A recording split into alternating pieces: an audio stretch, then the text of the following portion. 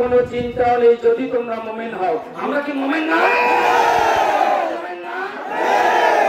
তাওহীদি জনতা চারটি মাযহাব, আমাদের কয়টি মাযহাব?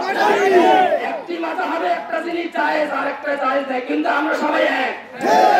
আমি তাকবীর দেব, সবাই ঈমানের সহিত উত্তর দেবেন নারে তাকবীর, নারে তাকবীর।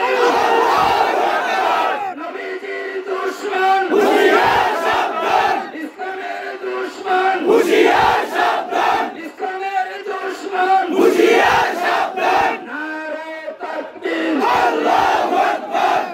তুমি মুরাদ শুনে রাখো, কথা বলবেন না কেউ। তোমার অনুসারীরা শুনে রাখো, যুগের বিবর্তনে, কালের বিবর্তনে মুসাইলামাতুল কাজ্জাব সহ বিভিন্ন ভণ্ড নবী দাবি করছে, করছে কিনা? আপনাদের কাছে আমার প্রশ্ন, মুসলমান বাদ দিলাম, পৃথিবীর কোন ধর্মের লোকের ছেলের নাম আবু জাহেল রাখবে?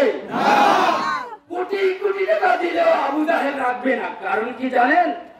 আবু জাহেলের নাম, যারা ইতিহাস বেত্তা আছেন, ওলামা ইকরাম আছেন, আমি ছোট মানুষ, আবু জাহেলের নাম ছিল আবুল হিকাম। কথা ঠিক কিনা? কথা ঠিক কিনা? কিন্তু আবুল হিকাম আবু জাহেল কেন হইল? শুধু নবীজির সাথে বিরোধিতা করার কারণে। কথা ঠিক কিনা? আবু জাহেলের বাড়িতে পায়খানা আর রাসূলের রওজা কিয়ামত তবে জিয়ারত হবে।